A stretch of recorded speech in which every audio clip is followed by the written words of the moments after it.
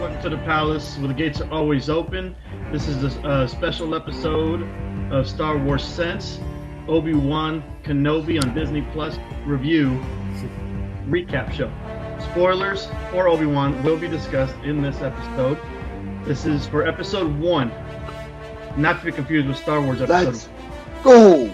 All right, episode 1, Obi-Wan Kenobi, right? So here at the Star Wars Sense Palace, it's me, your boy Caljero. To the other side right here is the other half of the Star Wars Sense fam. It's Bab. What is it? Bab 20p. Bab 20p. I guess that's he's a droid. And then down below we got the bounty hunter himself, Boomer Fett. What up, Boomer? Boba Fett. Let's go. Shout out to Mara Morrison. What does he do? Like a bantha? Do the dance, dude? The bantha dance? I don't know. Yeah. He's awesome. He loves Star Wars, dude. He's so awesome. I know. I love it. He's so awesome. All right, so Love him. let's talk about it, right? So this is Obi-Wan Kenobi. Ewan McGregor comes back. This takes place 10 years after Revenge of the Sith, right? This has never been. Whoa. We get a nice little spoiler warning is already in here. We get a nice little flashback. We hear some voices. We hear some Yoda, some Qui-Gon. Sheesh. We hear some of that classic Mustafar dialogue, right, between Anakin and Obi-Wan right there, and that's what haunts him, man. That's what haunts him. He killed not killed, but he thought he did. He thought he killed him. Who was essentially his son, right? Like in a way, right? Like he raised him kinda in a way, and yeah, man, like that was tough for him. So, but yeah, go ahead, Jer. Sorry. That's all good, bro. That flashback was sick, right? I mean, I rewatched that episode probably the episode 2.5 times with that beginning. Wanted to rewatch that. So, yeah. But you're right. The new content takes place 10 years in advance after that. Yeah, exactly. 10 years in advance after the end of Revenge of the Sith, where Obi-Wan doesn't know. Right? Obviously, you guys seen this as spoilers all over, right? But Obi-Wan doesn't know that Anakin is still alive, so. The premise is obviously he's going to discover that he's alive in this show as we talk through these first few episodes, right? But Obi-Wan is, set out to protect Luke Skywalker, right? That's his mission. That's what he's supposed to do, right? So he's out there to protect Luke Skywalker and has to, hide his Force sensitivity and his Jedi powers so that he doesn't get discovered, right? Because he has to make sure he takes care of him, right? So he just watches him while Uncle Owen and is it Bruin? What's her name? Bren? It's Baru, I think. Baru, yeah, that's right. So what's under but he's on Tatooine, as you see our background on Tatooine, layered in there. Now we're gonna get into the episode here, but in that beginning part, when you see the younglings, right, that were, wearing their little protective helmets as they were training, in the temple there. When they were running around, I don't know if you noticed, and I think we'll discover they've already hinted at. And one of the main inquisitors that we do meet in this episode is Reva, right? She, I believe, you want to confirm here? She is one of the younglings. Well, yeah, dude. Like most of the Inquisitors are like fallen Jedi and whatever else, right? Because the Grand Inquisitor was a Jedi Temple guard, right? So, yeah, like it could very well be possible. I don't know if I can confirm it, but I think that's what they're implying. We'll find out. And the age would be. Yeah. That would be exact. And she was turned now. Yep. First, I want to ask you some technical questions on the lore level, Babs, in a second, and we'll get into the episode since we're just going to do a small recap. I want to hear B-Zip. I know you're a fan of the prequels, so you saw all those. Those are your favorite. I mean, because they came out when you were growing up. What was your impression of that opening scene? It's definitely nostalgic, and it brought back a lot of good memories and got me ready to go for what's to come for these weeks ahead, and I'm glad that they dropped 2 episodes on us at the for the pilot. Basically, that was awesome. And I mean, what else can you ask for other than some Qui-Gon, some Yoda, some Anakin battle, all that good stuff? Yeah, yeah. All right. Well. Fast forward. He's, he's working, at like a butcher shop A meat slash, processing, yeah, yeah, meat exactly. processing out there in the sands of Tatooine. With some sea sand whale on, or animal that he's working on, right? And he runs into Owen, right? And Owen, played by Joel Edgerton, again. That's awesome. I was happy to see him. Obviously, we all expected him to come back, so that's going to be cool. And he's just working, right? And then he sees he over. I think the mount is called an Urpa. I could be wrong though. Yeah, Something like that. Eope or something like that. Eope, maybe that Yeah, is it. I think Yeah, it's, yeah. something weird like that. But yeah, it's Which is I what guess a mount which is that what he he wrote uses off, to and ride around. yeah, which is what he wrote off, and at the end of Revenge of the Sith, he wrote off on that. So, but he's out there, right? And then he's over there looking at that. Then we see that we get our first live action scenes of the Inquisitors, right? They land. They're looking. They sense some Jedi, rumors that there's a Jedi, or they sense the Force that there's a Jedi on the Tatooine sands, and they're going into that bar scene. And we see our And there's first a look force sensitive guy in there. yeah, we see our first look at the Grand Inquisitor, played by Rupert Fried. I guess he would be a Jedi. I guess he had a saber and stuff. Who? The one guy from the bar. Yeah. Santos Fried, or that actor. He's actually a director. Him and his brother, the Safri brothers, they direct independent movies. So that guy who played that character, but we get a first live action of the Grand Inquisitor, and then the fifth brother, which we've seen both This Grand is my Inquisitor. favorite dude. Oh, Yeah, he's so sick. They got his voice. We've seen them so cool, man. in Star Wars Rebels, right? We've seen them in the comics now, and then he was bigger. He was a lot bigger, like his shoulders kind of in Rebels. But yeah. I don't know. They got his hat right. His face looks his face looks real good, dude. And man, his voice is. Well, the other one was fifth brother, and then the third sister, which I hadn't seen her. I hadn't finished the entire run of Rebels. I didn't see her there. I know the ninth sister was in there. The seventh sister, I think, was talking about. So, anyways, this is really cool, right? And then we also seen some of the Inquisitors in the run of the Fallen Order, right? So we've seen some of them depicted in there. So really cool to see them in person. And as you see, Grand Inquisitor, he has a cool dialogue scene in the bar with the bartender, right? With the owner of the shop, telling him about the Jedi way and all that, right? That was really cool. So, and then, Reva senses it, and she provokes the Jedi, which is not what Grand Inquisitor likes, right? And the Grand Inquisitor actually was a Jedi Knight, so he was a Jedi, and he was, Temple Guard. Temple Guard. So and just like Reva too, I believe Reva's it's going to be discovered that she's going to be one of the younglings, but that they were Jedi turned to the dark side, just like Vader, Anakin. So, real cool that you see Grand Inquisitor's ways are more methodical. He doesn't want to use the violence, where Reva just wants to enact violence, right? Talk about that, Babs. What are your thoughts on that sequence? Well, it's just it's more so like her lust for like power, right? Like that's what she wants, and she wants a recognition from Vader and everything, right? But the Grand Inquisitor, exactly, he's more calculated in that route, and yeah, you see them get threatened in the town, and then Owen almost gets killed and whatever, right? And then he doesn't give up Obi-Wan though, so I think it looked cool. Boomer Fett over down there. What are your thoughts of the live action look of the Inquisitors, bro, and how that scene played out? I didn't play that Fallen Order game, even though I wanted to, so I actually had no idea who those things were.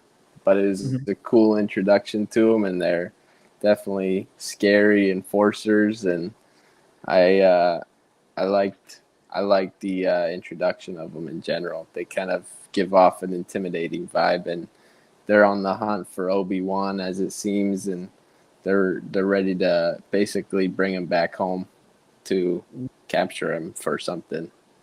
Fire for sure. Yeah, that was cool. So we're all in Tatooine, and then towards the later, I would say 3/4 of the way in, or probably just after midpoint, we go to which planet are we going back to? We're going to Alderaan. Is that where we're at now, Babs? Yeah, Alderaan for. So we're going to Alderaan. Yeah. Tell what we see next now. Who we see in the woods over there? Well, we get Leia, dude. We get young Leia, and and her parents, the Organas, right? And then we see a little bit of her kind of childhood life, and I mean, I'm not gonna nitpick here, but yeah, I mean, it's a kid actor, so she did good. So, Yeah, you can't. but Think about that. yeah, no, I mean, Ewan's performance was Yeah. A1, right? Well, you see Leia, and yeah, I didn't expect. I guess we should have expected that she was going to be at least either mentioned or put in here because Luke was around the same time. We see Bail Organa played again by Jimmy Smits, one of my favorite actors coming into from the late '90s. He was in a couple of my favorite movies growing up for Mexican movies. My Family, my favorite, Price of Glory. These are some OG classics. Check them out. An episode for Palace Popcorn for sure. And he's also in the Sons of Anarchy series. He plays Nero. So big ups, Jimmy Smith. It was cool. He was also showed up in Rogue One, if you remember, in the sequence there. So really cool to see him in there. But talk about Leia. She's going in there. It's a young actress. She's got a little droid called, I think it's Lola, right? Lola. There's a number code to Lola. They give it a number in the pretty third cool episode, little deal just to get a cool little ladybugger. Yeah, it's awesome. She's running through the woods like she does as she's older and stuff. So she goes and she gets caught by a gang out there, and the gang leader is Flea from the Red Hot Chili Peppers. Kind of funny guy, right? You guys probably seen him. I was like, this guy. I know he's popped in some small roles as an actor, but I didn't take it too seriously. But it is whatever. So they capture her, and then the whole point was to lure out Obi-Wan because. And I was reading all of the reactions on Twitter. They're like, how did Reva sense to plan this to extract Obi-Wan? How did she know that Obi-Wan knew Leia? Right? And how did she know that? Right? And how did she know? So I guess what I read was that people were saying that people knew that the relationship that Bail Organa had with Obi-Wan to the Senate and the Council, to their Senate, to their political power. Right, and so that they were friends, and so Reva not knowing that Leia is actually, force sensitive, or I guess the offspring of Anakin. I don't think she knows that, or she knew that. I think it was what I believe was some of the Twitter back and forths were that it was that she knew that Bail would seek Obi-Wan's help if her daughter was in danger. So that's what my thoughts were. They ultimately capture her at the end. What are your thoughts on that, Babs? And then we'll get. I want to hear what BZ's opinions on Leia, young Leia, are. So it kind of all makes sense if you really think about it. Like in A New Hope, right? Mm-hmm. How she sends a message: "Help me, Obi-Wan Kenobi. You're my only hope." Yep. Okay, so they kind of they're kind of feeding into that a little bit. It's kind of nice there, but. Well, they tie it back into the future. And the future, yeah. And I mean, again, I'm not gonna nitpick here. Again, child actor. The only part I will say that I didn't like is when she jumps off the roof, man. Like that part just bugged me, right? Because she says, "I almost fell to my death." It's like, well, you almost. She wasn't gonna make it to yourself. Yeah, that was. But other than that, man, like whatever. But. The rest of it makes up for it. So that happens in episode. Well, that's a little later. So we'll talk about episode 2 in a second. So they get captured, and then Obi-Wan gets asked by Bail Organa, as Reva's plan was to lure out Obi-Wan. Bail Organa sends a hologram message to Obi-Wan, and Obi-Wan says it's been 10 years. He has not had to do anything. He doesn't want to risk it. Find one of your bounty hunters or somebody else who says, I don't trust anybody. I trust you, Obi-Wan. And so he ignores it. He says, I'm not doing it. So Bail Organa flies over there, sees him in person. So what can you do? So he's got to do it. So everybody's asking, how is Obi-Wan come out? Obviously that happens. So, they had to make up a story. That was kind of cool. So we'll talk a little bit about going to the next episode and wrap it up here. B-Zip, Boba Fett, Boomer Fett. What are your thoughts of young Leia and what you saw at the end of episode 1? Well, I think the droid Lola, I think that thing's pretty dang useful because it helped her out getting out of that situation. So I think it'll somehow have its use case later on, maybe even somehow disabling Vader from attacking Obi-Wan or something. Who knows? That's And pretty then cool. and Star Wars is maniacal with their merchandise sales because I already seen that they're selling those Lolas. So I think they're trying to make it possibly a big new character. I've never seen that thing before. Have you? Which one? The Lola? It's brand new. Oh no, brand new. Brand new. So they're trying to make it a decent character. They're injecting it in there, and I like it. It's a pretty cool thing. It's got its own personality as a droid, and it's kind of like a drone and a droid, like a modern droid. Really cool. Pretty sick. I think it's a cool idea. In every property, movie, or show, they try to introduce new droids, new creatures, new characters, new planets, whether they're drawn from lore, the comics, the novels, the legacy, or the legends, or they're brand new. So I think that's what's awesome about the Star Wars universe, right, man? And obviously everything that's come out since the Disney acquisition back, I think, in 2012 is connected. Everything now going forth is connected. And now they're tying in older stuff that's going to connect. And then we got a bunch of brand new stuff. So I like the droid. I think that's cool. There was a new ship that they also talked about, I think, in this episode, which we'll have to pull up in one of the future Star Wars Sense episodes where we break stuff down even further. But I think it was really cool. I think what you made a good point, BZ, about it's kind of like a droid, which they didn't have anything like that back in the 90s and early 2000s that existed, outside of military probably. So I think that's a cool little idea. It's like a little disc. It's kind of like, like a little toy type deal. So I think that's a cool idea. But what we're going to talk about it makes sense because all they're on like tech is pretty hot. Like it's pretty advanced, So it really does make sense. So we're in Tatooine. We end with Obi-Wan is now going to go and find Leia. Exactly. So go and find Leia. The last thing I want to talk about right now was the Inquisitor. So the fifth brother is the cast. Who it is? I think its name is. I always forget his name, but the actor is Han from the Fast and Furious movies. That's who plays the fifth brother. Now you can't tell because the makeups, prosthetics, and the costume, they look completely different from his face. So, but it is him. So if you know, and he looks amazing, dude. He looks good. He look and wow.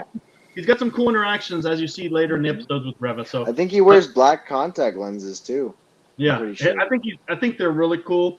But anyways, I like the first episode. Definitely got us engaged, and I think it's going to keep getting better from here. What do you guys think? Same thing or what? Yeah, go ahead, BZ, on your final thoughts. I'm glad that Star Wars knows how to make perfect cinematography. They've been doing these TV shows to the T for the past 2 years, and they gave us 2 episodes to start off with. One was an hour long, and I think they're doing a great job with the series so far. So we'll be bringing some banger infomercials on them every single week for you guys, and stay tuned for the Palace. Let's go. Absolutely, man. Absolutely. Shout out to Deborah Chow, who's directing and show running this entire show. Obviously, with the executive production roles with Jon Favreau and collaborations with Lucasfilm. Awesome stuff. So can't wait to see more. But for the first episode, spoiler episode for Obi-Wan, go ahead. Did you want to add mouse, Babos? No, I was just going to say thanks for tuning in on the first episode. Yeah, catch you on episode 2 right away here. Tune in. Thanks for chiming in. Put in the comment sections what you guys thought of episode 1. What were your favorite parts? What didn't you like? And then we'll talk more about this. So let's do that. Subscribe to the channel. We got info on NFTs, entertainment. Like the video. Get in the Discord. Algorithm. We're almost at 200 subscribers. We're going to make a push. This month, we're going to get to 200 plus for sure in June. So let's get there. All right, everybody. Thanks again. Catch you next time. Peace. Deuces.